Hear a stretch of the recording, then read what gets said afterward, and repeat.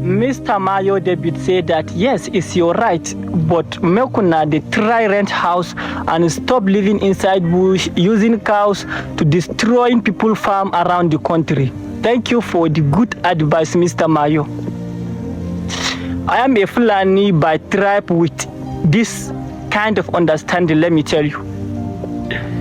In my understanding, 70% of the villagers, they have no business that they are surviving with their family but farming. The same thing we Fulanis. 80% we have no business that we are surviving with our family but following the cows. That's only our business. So I can't use my own to spoil the others. Impossible. But I believe in every society we have a good and a bad. So the bad are always spoiling the others, I know. We are all human beings with a different understanding, different habit. To tackle this issue, you guys, we have to be united, not to be fighting each other. Let's be united and stop fighting each other to tackle the issue. That's only the way that we have to follow. On that part. The second thing I want to talk about is, you see, the thing is already taking a kind of a religious dimension. It's beginning to look now like a religious conflict, as if the attack was based on religion. Because if you go to media, that is all you see. And funny enough, it's not doing us good, seriously. It's not doing us good. It doesn't make sense.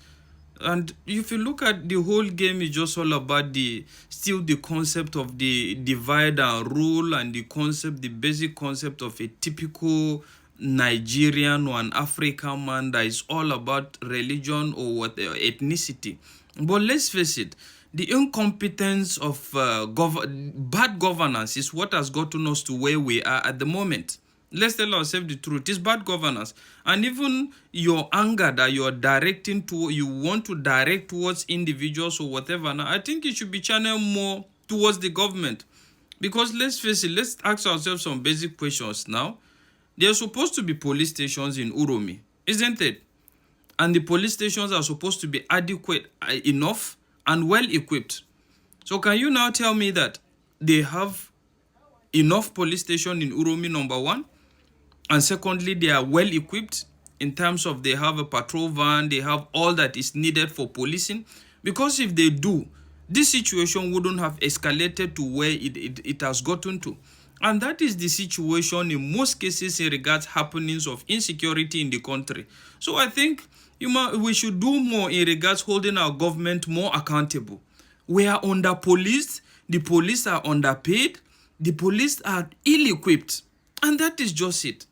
What happened to other countries where you see that a situation is about to escalate, or it just happened and you call the police, before you know they are already at the scene to avoid the situation? Why can't we have that in the country? So another thing I want to say is, please, let's channel more of this energy to the government and the failure of the government at all levels, instead of we now turning it into a kind of a religious thing or whatever. And when we turn it into a religious thing, now at the end of the day, it's still going to be the poor man versus the poor man. That is just it. We're still going to be left in a situation of the poor man versus poor man, because you can't even assess where the government live or the big people live for your attack if you're intending to do that. But the fact is, it's still the typical poor man you meet on the street that we're going to resort into. And it's going to be a cycle like that for only God knows how long. So seriously, I feel we need to get rid of tribalism. We need to get rid of religious differences. And we need to come together. We need to channel more of that energy, that attention towards ensuring good governance. That is just my take.